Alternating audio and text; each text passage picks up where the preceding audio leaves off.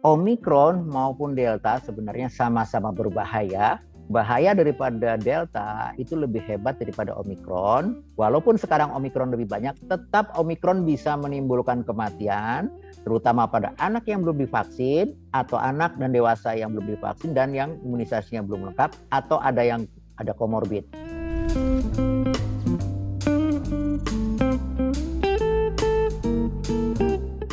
Selamat pagi Prof. Miko. Selamat pagi Mas Budi. Ya, terima kasih sudah mau meluangkan waktu kepada kami ya untuk mengedukasi masyarakat seputar COVID-19 saat ini ya Prof ya. Informasi terakhir varian virus COVID Omikron ya, ini sedang melanda negara kita dan juga seluruh dunia ya. Ini memaksa pemerintah untuk membatasi kegiatan kita, termasuk juga membatasi kegiatan belajar mengajar untuk anak-anak dan adik-adik kita di sekolah ya Prof. Miko ya.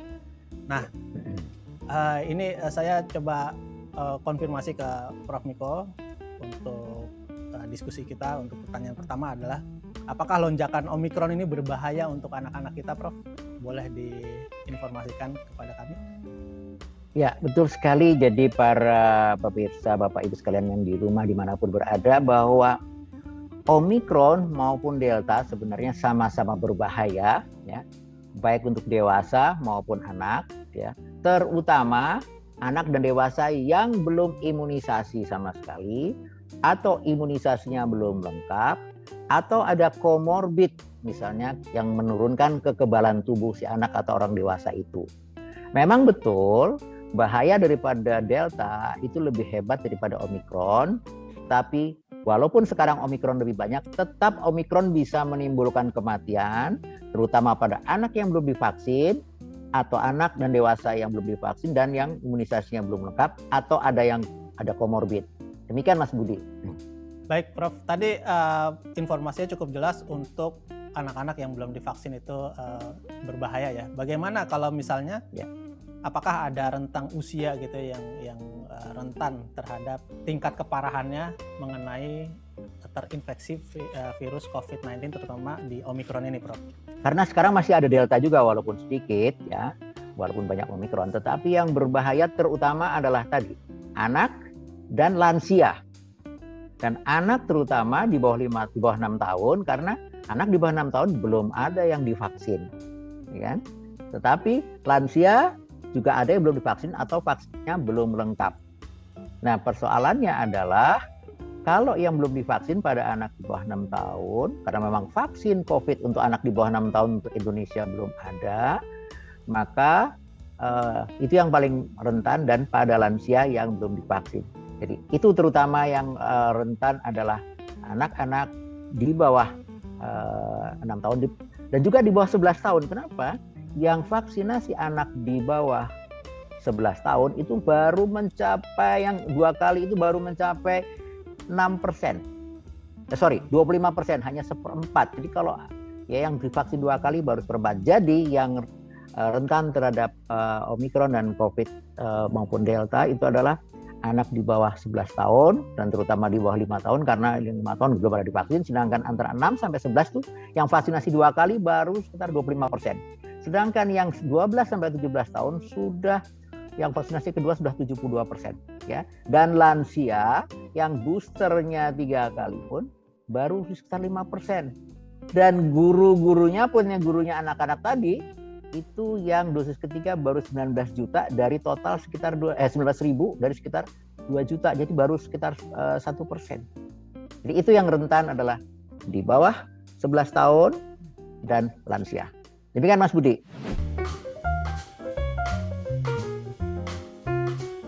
Baik Prof, tadi ada informasi bahwa anak-anak usia di bawah 6 tahun ini belum ada vaksinnya ya Prof ya saat ini, tapi ada wacana untuk melakukan vaksin.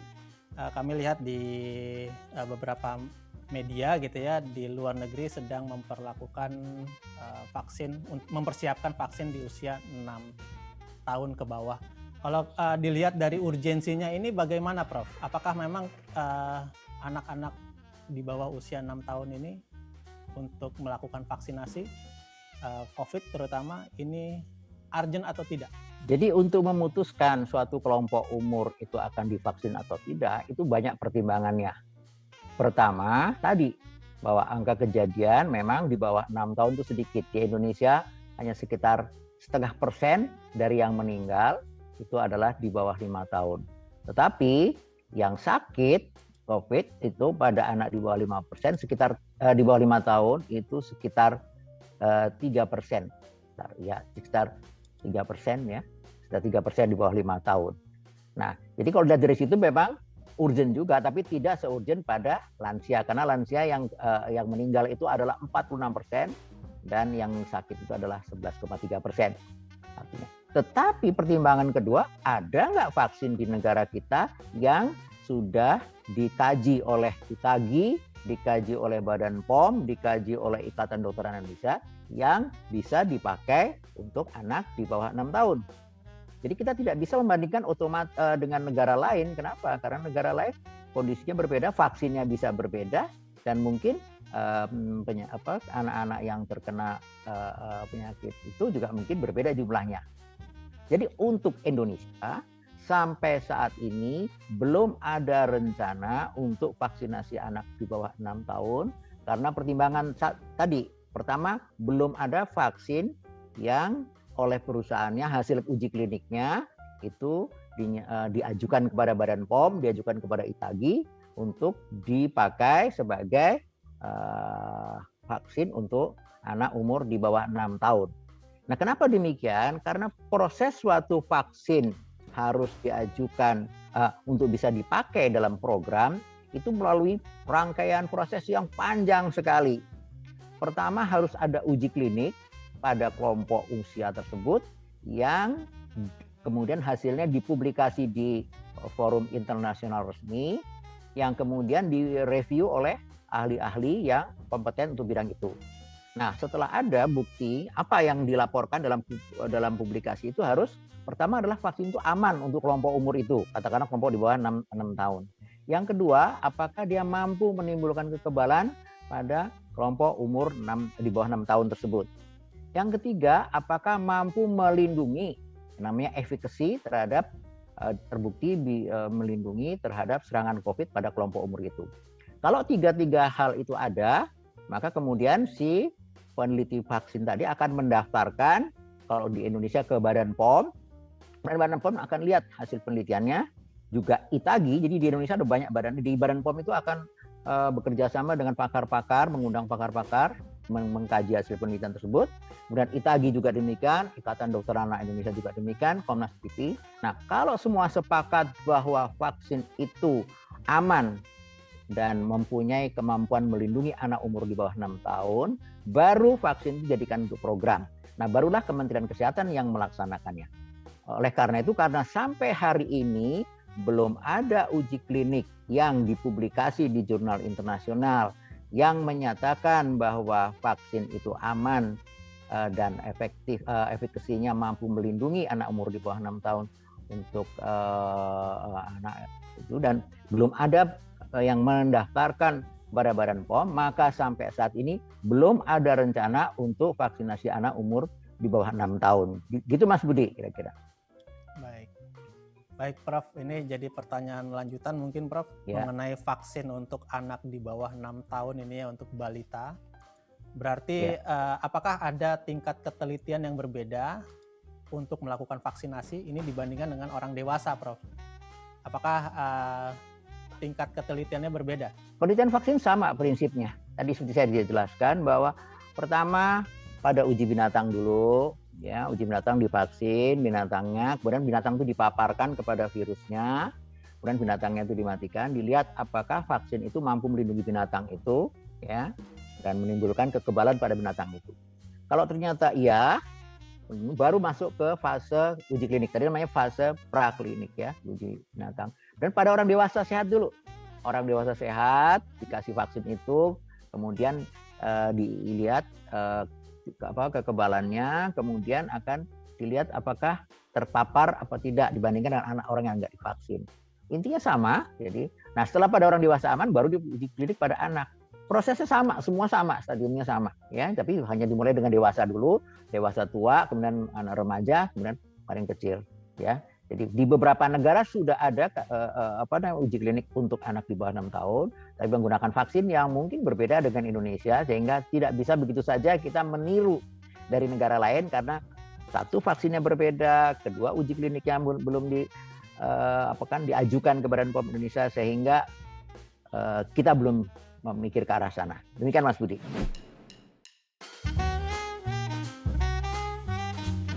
Itu mengenai vaksin ya. Mungkin kami juga ingin bertanya bahwa di sini ada pemerintah memberlakukan pelajaran jarak jauh ya, PJJ ya. Atau pelajaran melalui daring setelah beberapa bulan yang lalu itu sudah mencoba memberlakukan pembelajaran tatap muka. Lalu ketika virus Omikron ini menyebar gitu ya, pada akhirnya ada keputusan untuk melakukan pelajaran jarak jauh. Menurut Prof. Miko menanggapi hal ini seperti apa? Sebelum kita bicara soal pembelajaran tatap muka atau PTM atau PJJ, ya, kita tahu dulu bagaimana mencegah penularan COVID. Itu yang paling penting sebenarnya, yang harus diketahui oleh para orang tua, para guru, ya, dan para masyarakat. Bahwa virus corona varian apapun hanya bisa masuk lewat hidung atau mulut terutama, dan sedikit masuk lewat mata. Saya ulangi, virus corona varian apapun hanya bisa masuk ke tubuh seseorang, apakah anak, dewasa, lansia, sama semua, hanya lewat hidung atau lewat mulut atau sedikit lewat mata. Oleh karena itu pencegahan yang utama adalah justru pakai masker yang menutup lubang hidung, ya, dan menutup mulut, menutup dagu, menutup pipi, tidak melorot dan tidak longgar. Itu kata kuncinya. Jadi pencegahan utama penularan COVID justru bukan vaksin, tapi pakai masker yang menutup lubang hidung, mulut, dagu, dan pipi, karena virus corona hanya bisa masuk lewat situ. Tidak bisa lewat kulit, tidak bisa. Kenapa? Karena virus corona itu harus nanti di saluran nafas itu akan menyantol pada namanya reseptor-reseptor, ya, yang hanya ada di saluran nafas dan sebagian saluran cerna. Itu kata kuncinya. Nah, kalau pakai maskernya nggak benar, ya, maka virus bisa masuk. Nah, barulah vaksin itu mencoba menyerang, bukan vaksinnya sebenarnya, kekebalan tubuh orang itu yang dirangsang oleh vaksin. Jadi vaksin fungsinya merangsang, membentuk antibodi yang dibentuk oleh anak maupun dewasa tadi. Antibodi itu yang menyerang virus yang lolos tadi, yang bobol dari masker. Jadi kalau maskernya pakai yang benar, dia tidak akan masuk. Nah, baru bekerja untuk menyerang, ya, menyerang, mematikan virus-virus. Antibodi itu akan menyerang virus-virus yang lolos masuk karena orangnya nggak pakai masker, atau maskernya melorot, atau maskernya longgar waktu ngobrol, maskernya melorot. Itu yang sering kali. Jadi itu yang nomor satu harus kita ingatkan.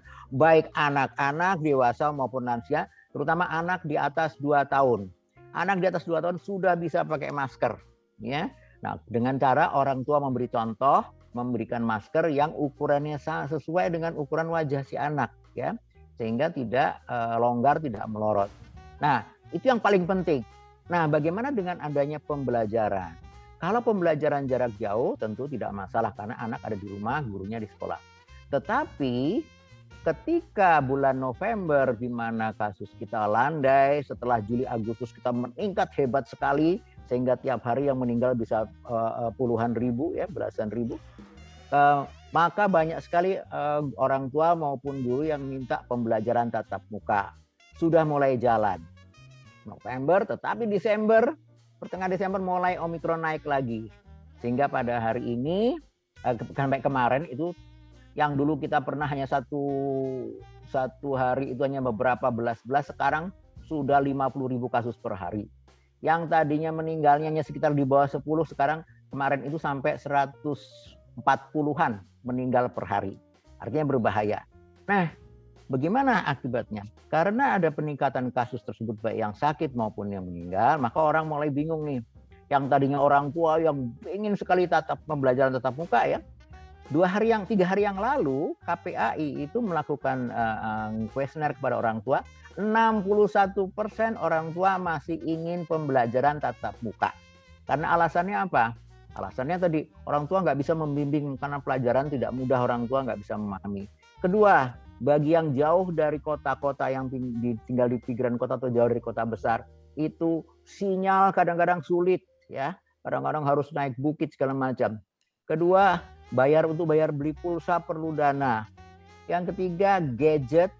Satu keluarga kadang-kadang hanya punya satu gadget, sedangkan anak yang mau pembelajaran jarak jauh itu ada 2 atau 3. Sehingga masih banyak orang tua yang masih ingin pembelajaran tatap muka. Nah, bagaimana menyikapi keadaan ini? Tentu di daerah di mana penularan tinggi atau cepat, yaitu yang dikatakan positivity rate-nya lebih 5% atau lebih, artinya kalau ada orang di tes PCR ya lebih dari 5% itu positif daerah itu, maka penularannya tinggi, sebaiknya tidak pembelajaran tatap muka. Nah, di Indonesia itu kira-kira sudah separuh dari provinsi di Indonesia positivity rate-nya lebih dari 5%. Jangan tanya kalau Jakarta ya, provinsi-provinsi itu banyak sekali ya yang sudah lebih dari 5%. Nah, itu ya misalnya DKI Jakarta, Banten, Bali, Jawa Barat, Maluku, Nusa Tenggara Barat, Jawa Timur, Jawa Tengah ya, Kalimantan Selatan, Papua, Jakarta, daerah istimewa Yogyakarta, Sulawesi Utara, Lampung, Kalimantan Tengah, itu di tingkat provinsi itu positivity rate-nya lebih dari 5%. Apa artinya penularannya begitu cepat? Jadi untuk provinsi-provinsi, nah kalau bisa kabupaten-kabupaten juga di breakdown ya. Kabupaten-kabupaten yang positivity rate-nya lebih dari 5%, sebaiknya segera alihkan dari pembelajaran tatap muka menjadi pembelajaran jarak jauh. Memang masih banyak keluhan tadi. Baik guru-guru sendiri masih banyak yang ingin pembelajaran tatap muka aja karena lebih efektif cara pembelajaran tatap muka itu, anak lebih bisa mengerti, bisa langsung guru-guru bisa mengevaluasi satu persatu, dan orang tua juga nggak kerepotan di rumah membimbing, dan pulsa sinyal juga nggak sulit, pulsa tidak perlu bayar kalau pembelajaran tatap muka. Tetapi risiko penularan kalau yang positivity rate-nya tinggi di atas 5%, itu risiko penularan anak sangat tinggi. Dan di mana penularan itu bisa terjadi pada waktu menuju ke sekolah, terutama di daerah yang padat yang menggunakan angkot. Di dalam angkot bisa tertular, sampai di halaman sekolah ketemu teman-temannya, wah langsung deket-deket, padahal kan harusnya tidak boleh berdekatan. Ada yang maskernya melorot, terutama anak SD kelas 1 sampai ya mungkin SD kelas 5, kelas 6 ya.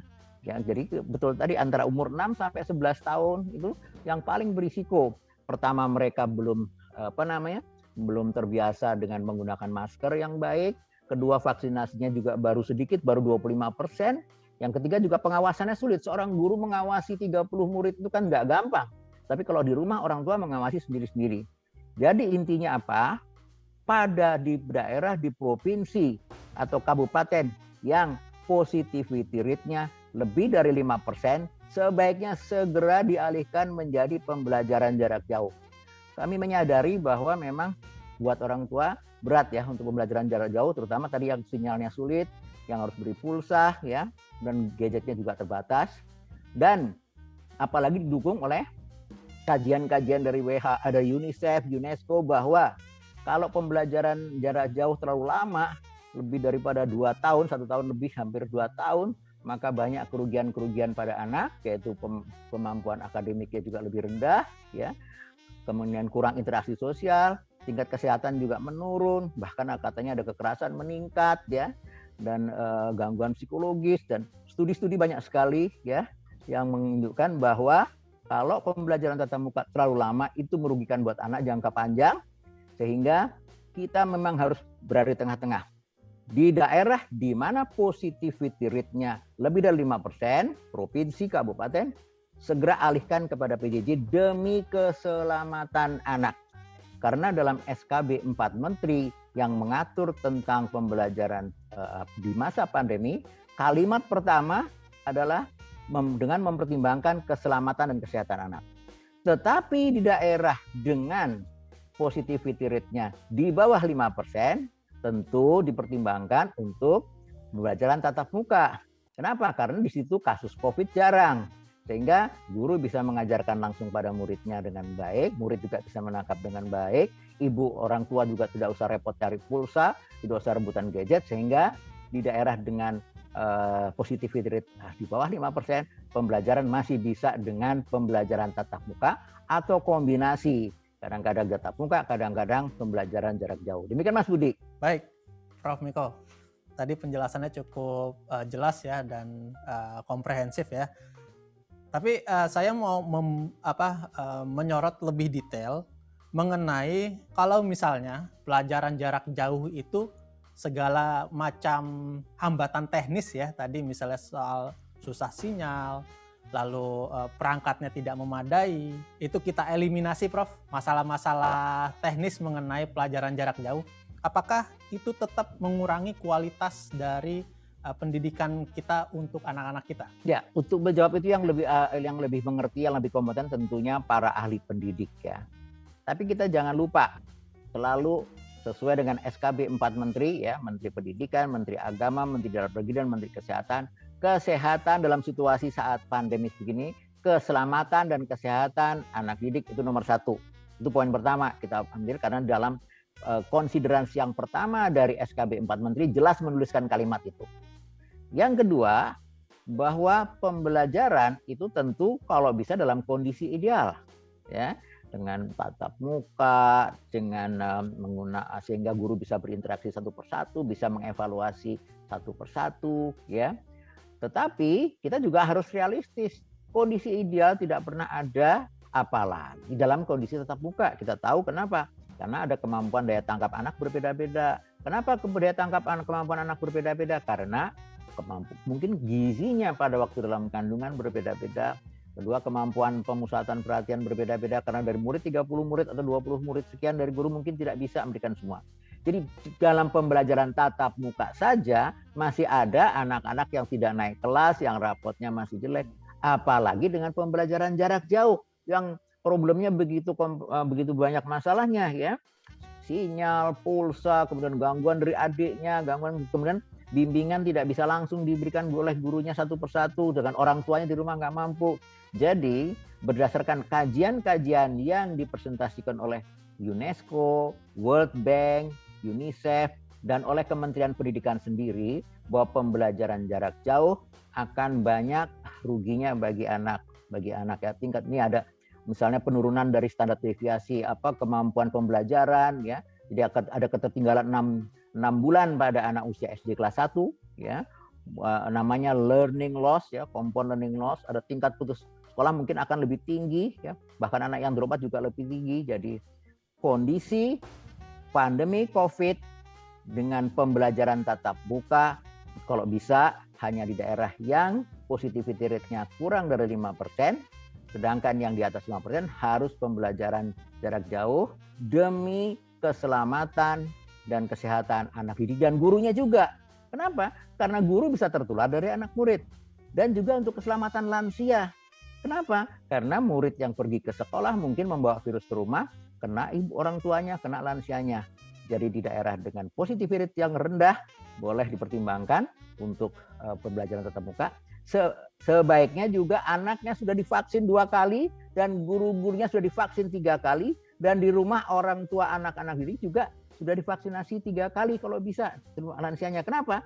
Kalau anak didiknya vaksinasinya belum lengkap atau kadang sudah divaksin 2 kali, tetapi orang tuanya, nenek kakeknya belum divaksin atau belum lengkap, atau gurunya juga demikian, maka itu nggak akan habis-habisnya berputar. Jadi kondisi yang dengan pembelajaran jarak jauh tentu tidak sebaik dengan pembelajaran tatap muka. Demikian Mas Budi. Pada akhirnya memang pilihan terbaik adalah pelajaran tatap muka tanpa virus ya, Prof. Miko ya. Betul sekali Mas Budi. Baik, mau tidak mau ini vaksin adalah jalan terakhir ya Prof ya untuk kita kembali lagi ke situasi normal ya. Terutama adik-adik kita dan juga anak-anak kita ya. Bahwa kualitas pendidikan mereka harus kita perhatikan dan vaksin adalah jalan terakhir ya untuk kita kembali lagi ke situasi normal ya. Kalau boleh saya tekankan, vaksin, masker, dan jaga jarak itu satu paket, nggak bisa. Kenapa? Baik. Setelah divaksin pun masih bisa kena, masih bisa walaupun lebih ringan. Kenapa? Karena dia kemasukan virus lagi, dan kalau virusnya jumlahnya banyak dan virusnya yang ganas seperti Delta, walaupun sudah divaksin bahkan yang 3 kali pun bisa kena, walaupun sangat jarang dan sangat ringan. Artinya untuk pencegahannya tidak hanya masker saja, masker paling pertama, paling depan, kedua jangan berkerumun, jangan ngobrol, ya. Yang ketiga vaksin. Itu satu paket yang tidak bisa hanya satu saja yang diambil, gitu Mas Budi. Baik, berarti komprehensif ya dari pencegahan secara fisik juga pencegahan dari dalamnya ya, yaitu vaksin tadi ya. Ya, termasuk kalau udah keburu sakit, ya gizinya juga harus bagus, harus banyak istirahat, banyak olahraga, karena dengan gizi yang baik itu juga akan mempercepat proses penyembuhan kalau sakit. Tetapi makanan tidak akan mematikan virus, ya. Jadi pendapat di masyarakat, cukup dengan yang makanan baik akan mencegah penularan. Tidak. Walaupun makanan kita gizinya bagus, virus tetap bisa masuk kalau tidak pakai masker. Kalau sudah masuk, makanan pun tidak bisa mematikan virus. Yang bisa mencegah masuknya virus adalah masker, bukan makanan, bukan vitamin. Yang ketika virusnya sudah masuk, yang mematikan virusnya bukan vitamin, bukan makanan, tapi adalah antibodi yang dibentuk oleh vaksin. Itu kira-kira yang perlu kita luruskan, Mas Budi. Mungkin saya akan menyorot terhadap vaksinnya gitu ya. Mungkin kalau misalnya masker itu banyak yang bisa orang tua menerima gitu ya, anaknya untuk memakai masker. Itu merupakan edukasi yang mungkin sangat pragmatis sekali terlihat gitu ya. Tapi ketika memasukkan benda ke dalam tubuh anak itu kadang ada negosiasi dari orang tua ya. Mereka melihat anaknya, apakah anaknya ini ada kekhawatiran tersendiri lah bagi orang tua ya untuk vaksinasi. Misalnya anaknya menderita riwayat sakit asma, alergi, autis, hiperaktif, mungkin ada keterlambatan bicara atau sakit hal-hal lain. Apakah ini aman untuk dilakukan vaksinasi terhadap anak? Seperti itu, Prof. Ya, bagus Mas Budi. Jadi di kalangan ibu-ibu yang sudah punya anak lebih dari satu, itu biasanya yakin itu vaksin itu aman. Tapi sebagian besar bapak-bapak banyak yang tidak merasakan atau tidak menghayati itu. Kenapa demikian? Bagi ibu-ibu yang sudah pernah punya bayi lebih dari satu, itu sudah terbiasa bayi baru lahir aja sudah divaksin BCG. Bayi masih imut-imut divaksin BCG. 2 bulan lagi divaksin lagi, suntik lagi 2 bulan, 3 bulan, 4 bulan, tiap bulan divaksin. Umur 6 bulan divaksin lagi, umur 9 bulan divaksin lagi, 18 bulan divaksin lagi, SD kelas 1 divaksin lagi, kelas 2 dan kelas 5. Bagi ibu-ibu karena terbiasa mengantarkan bayinya dan melihat bahwa vaksinasi itu ternyata beres-beres saja, aman-aman saja. Tiap tahun 22 juta anak Indonesia divaksin. Tiap tahun, bukan vaksin COVID, sebelum zaman COVID, sejak tahun 72 ya, 74 barangkali ya, itu mulai vaksinasi program nasional. Itu tiap hari di posyandu, di puskesmas, di rumah sakit, di rumah bidan ada vaksinasi, nggak ada masalah. Oleh karena itu sebagian besar ibu-ibu yang sudah punya anak lebih dari satu biasanya tuh tenang-tenang aja, yakin bahwa vaksin itu aman dan bermanfaat. Tetapi bagi sebagian bapak-bapak yang jarang mengantar anaknya vaksinasi, tidak begitu peduli, malah yang banyak komentar begitu karena mereka tidak menghayati betul. Sedangkan ibu-ibu menghayati. Jadi pada prinsipnya vaksin itu aman. Apa buktinya? Pertama tadi bahwa sejak tahun 70 kita tiap tahun sekitar 20 juta mulai bayi yang baru lahir sampai anak-anak SD kelas 1, kelas 2, 3 itu divaksin ya, aman-aman saja. Kedua, vaksinasi dilakukan di semua negara ya. Dari tahun, bahkan ada yang sudah mulai tahun 50-an, tahun 60. Kita mulai betul-betul program itu tahun 76 kalau tidak salah ya. Ya. Nah, kenapa aman? Karena sebelum itu harus ada uji klinik dulu tadi ya. Uji klinik fase 1, fase 2, fase 3, uji binatang dulu. Uji pada dewasa dulu, setelah dewasa aman, baru anak yang lebih besar, kemudian anak lebih kecil, kemudian bayi. Dan kalau itu sudah dibolehkan oleh WHO, dibolehkan oleh Badan POM, dibolehkan oleh ITAGI, ya ITAGI ini pakar-pakar tentang vaksinasi, kemudian Ikatan Dokter Anak Indonesia, oleh Komnas KIPI, berarti vaksin itu aman. Termasuk vaksin COVID juga sama. Nah, bagaimana anak-anak yang punya masalah, misalnya asma, masalah ADHD, autis, sindrom Down, ada keterlambatan bicara. Sebagian besar anak itu boleh divaksin. Yang tidak boleh hanya ada beberapa, yaitu satu yang ada gangguan kekebalan atau gangguan imunitas. Misalnya anak penderita kanker. Karena kalau penderita kanker biasanya mendapatkan obat-obat yang menurunkan kekebalan. Atau kanker darah, atau kanker ginjal, atau apapun. Sedangkan yang lain seperti asma, seperti ADHD, kelainan jantung, selama obatnya itu diminum teratur, tidak ada penurunan kekebalan, maka boleh divaksin. Ya seperti vaksin-vaksin yang lain. Sama gitu. Nah, kapan mereka divaksin? Tunggu pengumuman. Ya, akan diumumkan di tempat-tempat masing-masing, ikutin aja jadwalnya. Nah, bagaimana kalau kebetulan di sekolah untuk anak yang umur 6 tahun ke atas ada program vaksinasi di sekolah? Boleh divaksin di sekolah dulu, misalnya program campak rubella atau DT, boleh yang mana dulu jadwalnya. Jadi tidak harus COVID dulu baru program vaksinasi di sekolah. Kalau jadwal di sekolah lebih dulu, ya jadwal sekolah yang lebih dulu, kemudian baru vaksin COVID dan jaraknya 1 bulan. Jadi intinya berdasarkan pengalaman program vaksinasi yang sudah berjalan sejak tahun 70 dan hampir semua ibu-ibu yang punya anak bayi lebih daripada 1 itu sudah melihat sendiri bahwa merasakan diri bahwa setelah diimunisasi itu aman. Kedua, risiko untuk sakit itu menurun, ya, lebih rendah dibandingkan anak-anak yang tidak divaksin. Bukti bahwa di berbagai negara termasuk di Indonesia ketika ada wabah atau KLB difteri, ya, campak rubella, ya, tiap tahun kita selalu ada KLB atau wabah campak difteri rubella. Tiap tahun ada. Yang terkena wabah difteri yang meninggal atau cacat karena difteri atau campak karena rubella adalah yang belum divaksin atau yang vaksinasi lengkap. Jadi berdasarkan pengalaman dari berbagai negara sejak tahun 70-an sampai sekarang, vaksinasi itu terbukti aman dan bermanfaat melindungi anak-anak dari sakit yang berat. Walaupun setelah divaksin masih bisa kena. Tapi ibu-ibu yang punya bayi lebih dari 1 rata-rata tahu bahwa vaksin itu aman dan bermanfaat. Begitu Mas Budi. Baik Prof. Miko. Mungkin istilahnya agak sedikit berbeda ya. Kalau dulu kita kenal imunisasi gitu ya. Saat ini kita kenal dengan adanya COVID itu dengan istilah vaksin gitu ya. Sebenarnya itu sama aja. Sama aja. Imunisasi tujuannya memberikan kekebalan, vaksinasi memberikan vaksin sama saja. Itu sama, hanya dari pendekatan yang berbeda tapi tujuannya sama, proses sama, tidak ada bedanya.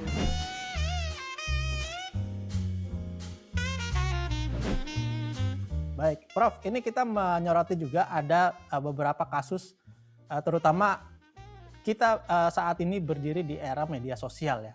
Ketika ada kasus yang mungkin tidak normal gitu ya, dialami oleh seorang anak yang pasca divaksin dia ada gangguan gitu ya Prof ya. Sehingga itu ada informasi dan informasi itu secara cepat menyebar sehingga menimbulkan paranoid bagi orang tua terutama ya yang mau memvaksinkan anaknya. Padahal kita belum tahu tuh apakah orang ini anak ini kena dampak dari vaksin atau memang dia punya penyakit sebelumnya. Tapi secara cepat informasi itu tersebar gitu ya. Bagaimana Prof Miko ini menanggapi hal ini? Ya, bagi yang sering mengikuti di media sosial atau berita-berita di televisi juga, bahwa banyak berita-berita di media sosial tuh ada yang benar, ada yang tidak benar. Ada yang sampai menimbulkan perdebatan bahkan sampai ke polisi dan pengadilan. Artinya apa? Tidak semua berita di media sosial itu benar. Itu poin pertama. Oleh karena itu harus berhati-hati. Memang kalau ada berita walaupun tidak benar, tapi kalau di media sosial itu akan menyebar dengan cepat, ya. Dan justru berita yang aneh-aneh itu yang menarik disebarkan. Kalau berita orang sembuh dari COVID itu jarang disebarkan. Jadi berita yang aneh sering disebarkan karena itu kecenderungan media adalah menyebarkan sesuatu yang bisa menarik perhatian. Nah, oleh karena itu pesan pertama adalah Jangan cepat percaya berita yang disebarkan oleh media sosial. Nah, sekarang apa yang ingin saya ceritakan? Bahwa tiap tahun 22 juta bayi di Indonesia divaksinasi rutin sejak tahun 70. Salah tuh, di media sosial juga enggak, ya. Sekarang vaksinasi anak umur 6 sampai 11 tahun sudah 17 juta vaksin dosis pertama dan 6 juta dosis kedua. Kok tenang-tenang aja? Bagaimana membuktikannya? Tanyakan kepada tetangga, saudara yang anak-anaknya sudah divaksin. Itu yang paling objektif. Jadi jangan berasumsi. Tetapi ternyata banyak yang menanyakan atau menyampaikan pesan-pesan, pertanyaan yang sedikit khawatir. Itu adalah yang anaknya belum divaksin atau terutama bapak-bapak yang tidak pernah mengantar anaknya atau jarang mengantarkan anaknya vaksinasi. Seperti tadi. Sedangkan di kalangan ibu-ibu sedikit. Ada juga ibu-ibu yang menanyakan itu. Tetapi jadi intinya apa? Pertama, berita di media sosial jangan cepat dipercaya karena sampai hari ini yang vaksin sudah divaksin itu hampir 200 juta lebih sudah divaksin di Indonesia. Yang anak-anak tadi yang di bawah 11 tahun, 6 sampai 11 itu sudah 17 tambahan 23 juta. Ada 1-2 berita, mungkin benar, mungkin tidak. Nah, bagaimana? Kalau ada betul kejadian itu, selalu dilakukan kajian oleh namanya Komdakipi, Komite Daerah Kajian Kejadian Ikutan Pasca Imunisasi. Di tiap daerah ada. Sudah dikaji, ya. Di situ timnya terdiri dari ada dinas kesehatan, ada dokter ahli, ada macam-macam ya, termasuk kepolisian. Dan sebagian besar berita yang di media sosial ternyata tidak betul, ya. Bahkan yang tidak ada hubungan dengan vaksin bukan sebagian besar. Sebagian kecil sudah dinyatakan pernyataan oleh Ketua Komnas KIPI Profesor Hingki bahwa ternyata seperti kejadian di Baruapun, ternyata ada kena demam berdarah. Jadi beberapa hari sebelumnya virus demam berdarah sudah masuk, kemudian divaksin, kan virus masuk kan nggak langsung panas hari itu. Dia vaksin hari ini, virusnya masuknya 2 hari yang lalu. 3 hari kemudian dia demam, dikatakan karena vaksin. Begitu diperiksa darahnya, kena demam berdarah. Karena demam berdarahnya hebat, maka tidak tertolong dan meninggal. Itu beberapa laporan dari kasus adalah demikian. Ada juga yang karena penyakit lain. Jadi intinya, kalau ada berita di media sosial, jangan cepat ditanggapi, jangan cepat dipercaya. Tunggu pengumuman resmi, tanyakan kepada orang-orang yang pernah divaksinasi, karena sebagian besar berita-berita ternyata tidak betul dan setelah dikaji bukan karena vaksin. Itu pertama. Yang kedua, dengan adanya kejadian itu, ada beberapa media sosial menyebarkan kalau gitu vaksinasi harus di stop karena menimbulkan bahaya segala macam. Kita lihat setiap hari orang yang kecelakaan sepeda motor yang meninggal karena sepeda motor berapa? Ya, puluhan. Coba dibaca berita di media di Komdak Metro Polisi ya. Kematian karena sepeda motor berapa per hari? Berita tentang kebakaran rumah karena korslet berapa banyak? Berapa kompor meledak? Tapi kok nggak ada di media sosial? Ayo kita larang listrik, ayo kita larang motor, ya kita larang. Kemudian pembunuhan dengan pisau berapa? Ya, penodongan pakai senjata tajam berapa? Tiap malam di televisi ada. Kok tidak ada di media sosial? Ayo kita larang penjualan pisau, kita larang penjualan gas. Kita larang listrik, kita larang sepeda motor. Padahal jelas tiap hari yang meninggal itu banyak. Jadi kadang-kadang memang pemberitaan di media sosial itu sebagian besar tidak betul atau ada sengaja tendensius ya, mungkin ya supaya orang-orang nggak divaksinasi sehingga korban yang meninggal karena COVID lebih banyak mungkin gitu. Karena apa? Tadi sepeda motor nggak ada di media sosial, sebarkan. Ayo stop sepeda motor, stop penjualan pisau, stop pemakaian listrik, stop pemakaian gas, tidak ada. Jadi prinsipnya dari sejak tahun 70 vaksinasi bayi dan balita di Indonesia 20 juta per tahun ya. Tiap hari berapa tuh di posyandu di mana? Aman-aman aja, tenang-tenang ya. Nah, kedua, bahwa vaksinasi Covid pada anak kelompok 6 sampai 11 tahun sudah mencapai hampir 23 juta ya. Kelompok anak 12 sampai 17 tahun sudah 91% imunisasi pertama dan 70% pada kelompok 12-17 tahun. Jadi intinya vaksinasi COVID aman, terbukti aman, dan apa? Seluruh dunia pakai. Kalau nggak aman, seluruh dunia nggak bakal mau pakai. Gitu kira-kira Mas Budi. Baik Prof. Ini berarti saya juga mendengar penjelasan Prof. Miko, vaksinasi ini aman untuk anak-anak kita ya Prof ya. Ya. Berarti ini saya mau tanyakan detail tentang proses vaksinasi, bahwa vaksinasi COVID ini kan ada 2 dosis penuh ya untuk anak usia 6 sampai 18 tahun ya Prof ya.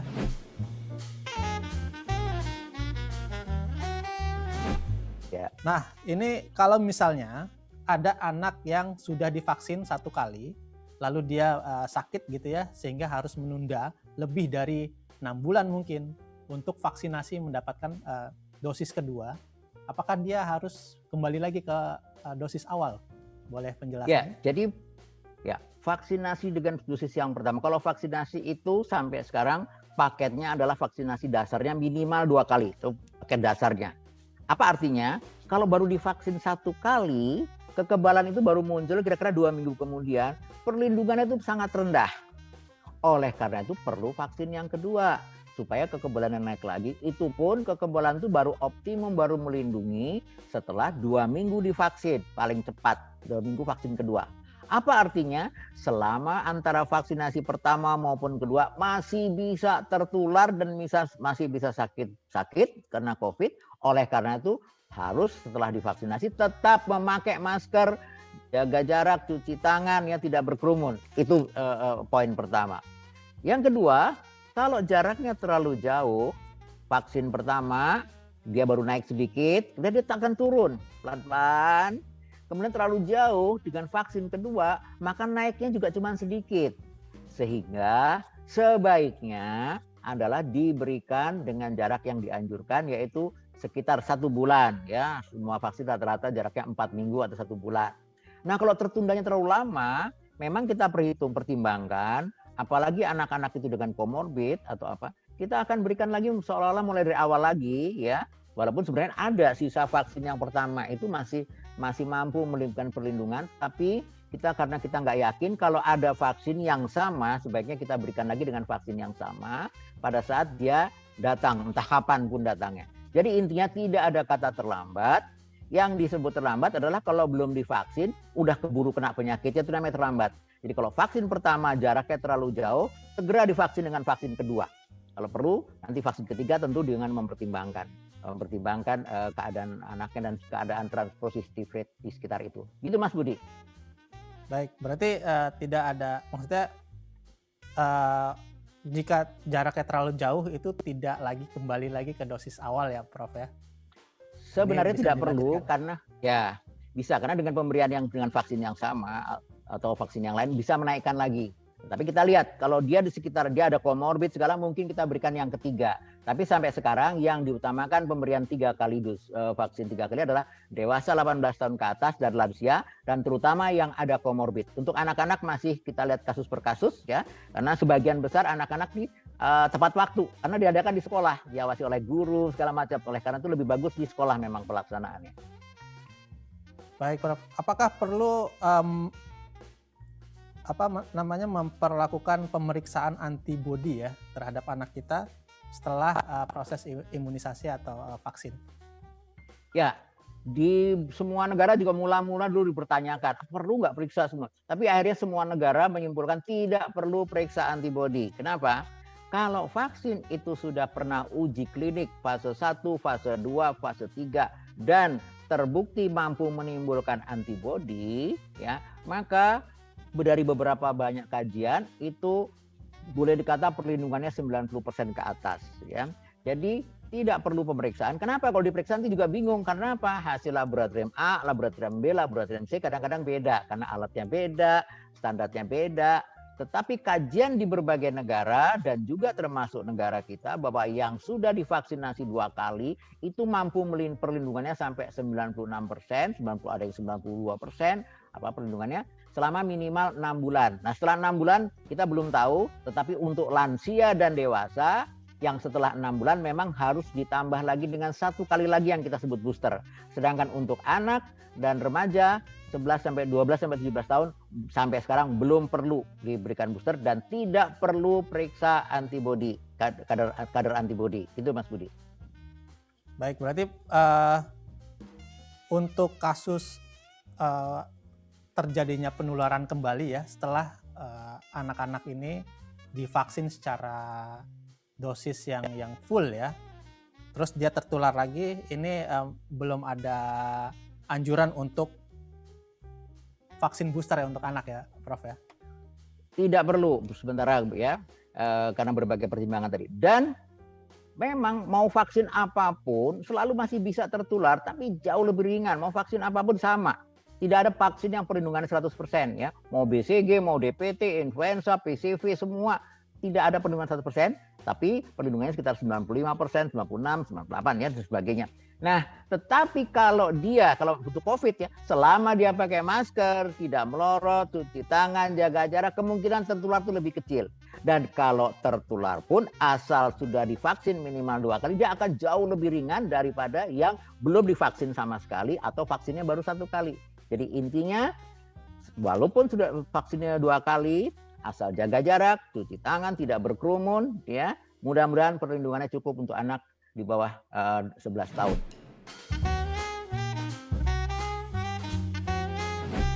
Bulan vaksin COVID ya, berbarengan dengan kita sudah mengenal tadi Prof Miko juga sudah menyebutkan bahwa kita sudah ada imunisasi rutin ya untuk anak-anak kita. Nah, ini ada imunisasi rutin di sekolah mungkin ya, sedang ada program. Terus juga ada vaksin untuk COVID. Mana yang harus didahulukan, Prof? Dua-duanya sama penting, jadi tergantung jadwal di sekolah itu dapat jadwalnya yang mana dulu. Kalau jadwal di sekolah itu ditentukan oleh puskesmas atau dinas kesehatan, itu jadwal campak rubella dulu dan DT, karena anak kelas 1 adalah campak rubella dan DT, ya. Anak kelas 2 DT, anak kelas 5 adalah TD, dan ada juga di beberapa provinsi yang mendapat imunisasi HPV, ya HPV. Nah, kalau jadwal dari dinas kesehatan imunisasi itu namanya imunisasi bulan imunisasi anak sekolah atau BIAS. Kalau jadwal di dinas kesehatan jadwal BIAS dulu, ya udah jadwal BIAS dulu. 1 bulan kemudian baru vaksin COVID. Kalau jadwal dari dinas kesehatan vaksin COVID dulu, ya baru 1 bulan kemudian vaksin campak rubella sama DT-nya. Nah, kalau bareng-bareng aja gimana? Sebaiknya jangan, karena kita belum tahu, belum pernah ada uji klinik yang suntiknya bareng-bareng, campak rubella, DT sama vaksin COVID. Jadi pilih salah satu yang sudah jadwalnya sudah fix, itu ikutin dulu, 1 bulan kemudian baru vaksin yang lain. Intinya gitu Mas Budi, jadi jangan bersamaan, tapi kasih jarak 1 bulan, mana yang duluan sama saja hasilnya. Baik, berarti memang intinya adalah jeda waktu dari vaksin 1 dan vaksin yang lain itu ya Prof ya, diberi ya, jeda waktu 2 minggu sebenarnya sudah boleh. 2 minggu sebenarnya sudah boleh, tapi 1 bulan mungkin lebih mudah ya pengaturan jadwal mungkin ya.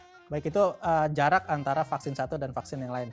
Kalau misalnya anak kita mengalami sakit parah ya Prof ya, dan dia seperti misalnya anak saya belum bisa vaksin karena kemarin dia sakit demam berdarah misalnya, atau dia kena COVID misalnya, dan dia harus dilakukan penundaan untuk vaksinasi. Nah, setelah sakit itu kapan boleh dilakukan vaksinasi, Prof? Ya, ada beberapa kasus demikian. Jadi kalau sakitnya ringan, demam berdarahnya atau COVID-nya ringan, 1 bulan setelah sembuh baru divaksinasi dengan COVID atau dengan vaksinasi yang lain boleh juga ya. Tapi kalau sakitnya berat, sakit yang berat itu kayak apa? Dia harus pakai ventilator atau masuk ICU. Itu 3 bulan kemudian baru diberikan vaksin COVID. Kira-kira gitu. Jadi kalau sakitnya ringan, ya mungkin hanya demam, batuk, pilek, ya tidak cukup isoman, tidak masuk rumah sakit. 1 bulan kemudian setelah sembuh dia boleh divaksin COVID. Tapi kalau sampai masuk rumah sakit, pakai oksigen, pakai ventilator, masuk ICU, jaraknya 3 bulan kemudian setelah sembuh baru boleh vaksin COVID. Demikian Mas Budi. Baik, Prof. Itu tadi pertanyaan terakhir, tapi ini saya ingin meminta pertanyaan tambahan Prof. 1. Ini mengenai kesimpulan akhir dari diskusi kita ya Prof ya. Anggaplah saya punya anak Prof, mungkin ingin dilakukan vaksinasi gitu ya. Mungkin saran terbaik dari Prof Miko apa Prof? Nah ini banyak mungkin apa ya, teman-teman saya mungkin menganjurkan ya udah kalau misalnya mau vaksin tanya aja, konsultasi sama dokter. Nah, saya konsultasi sama Prof. Miko nih.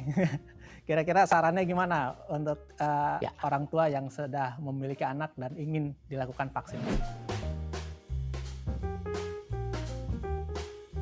Nomor satu yang paling penting untuk mencegah penularan COVID varian apapun, pencegahan utama justru pakailah masker.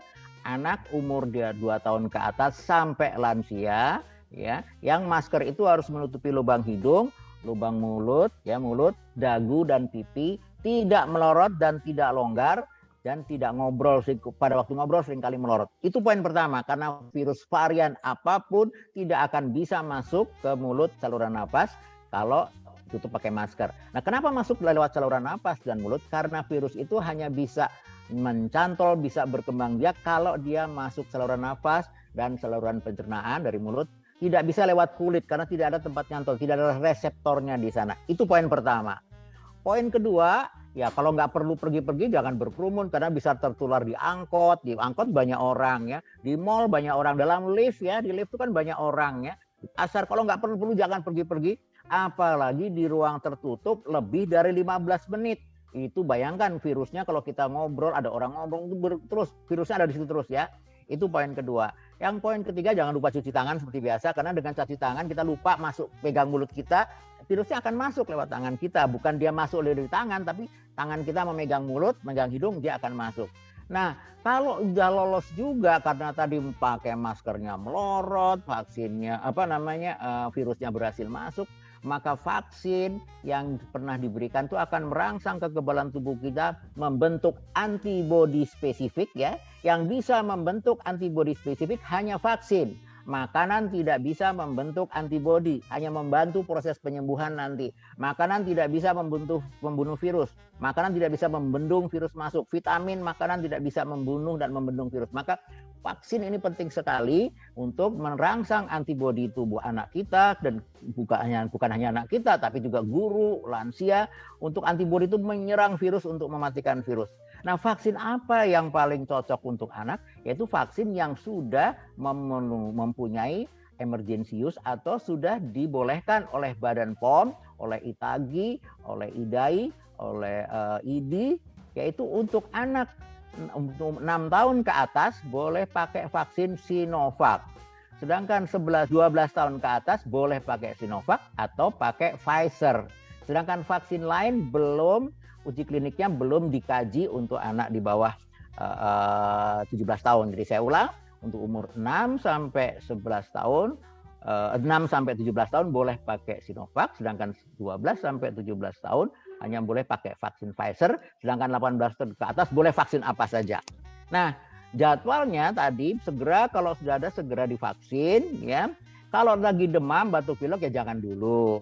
Kalau ada penyakit-penyakit kronis tadi misalnya, saya ada anak saya kelainan jantung, dalam keadaan stabil, teratur, ada asma, ada ADHD, ada autis misalnya, sindrom, dan justru mereka itu yang harus kita prioritaskan. Kenapa? Anak autis, anak ADHD itu nggak bisa pakai masker tahan lama. Anak-anak dengan gangguan kecerdasan, ya, disabilitas intelektual, nggak bisa pakai masker lama, susah menghindari kerumunan. Justru mereka yang kita prioritaskan, kita antar untuk vaksinasi, ya.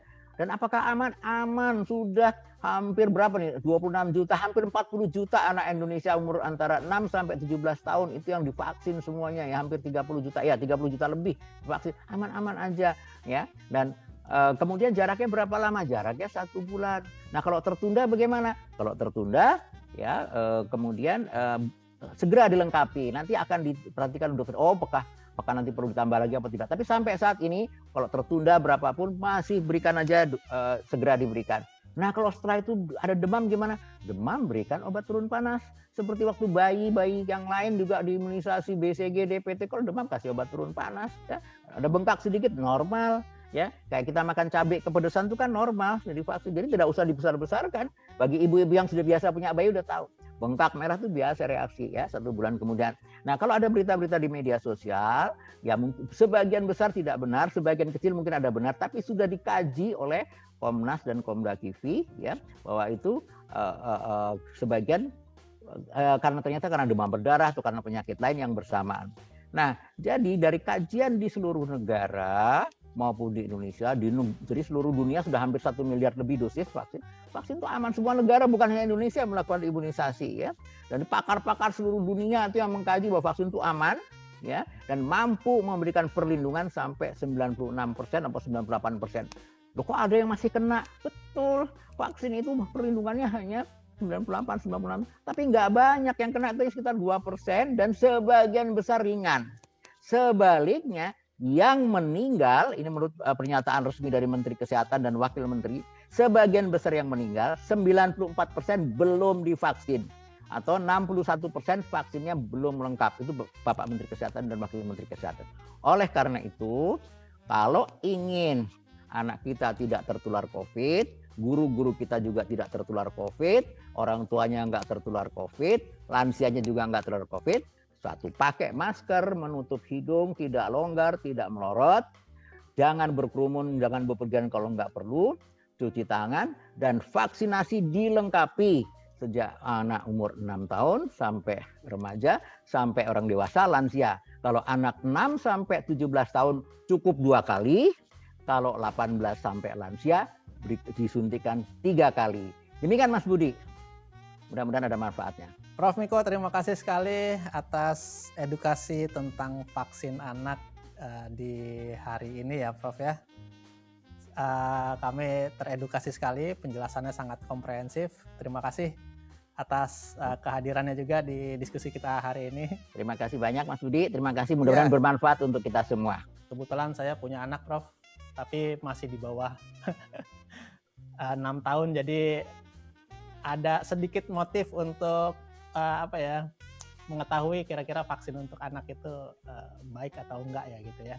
Ingin tahu pendapat dari Prof. Nah, kalau gitu yang di bawah 6 tahun perlindungannya gimana? Ya sama tadi ya, pakai masker, cuci tangan, jaga jarak, dan lengkapi imunisasi rutin bayi balita. Lengkapi itu supaya jangan sampai sudah kena COVID, kena difteri juga, kena campak rubella juga. Jadi untuk di bawah 6 tahun karena belum ada vaksin untuk COVID di bawah 6 tahun, lengkapi dengan imunisasi rutin supaya jangan sampai kena 2 penyakit sekaligus, kena COVID juga, kena difteri juga, campak rubella atau influenza akan lebih berat. Kira-kira gitu Mas Budi. Baik Prof, terima kasih sekali.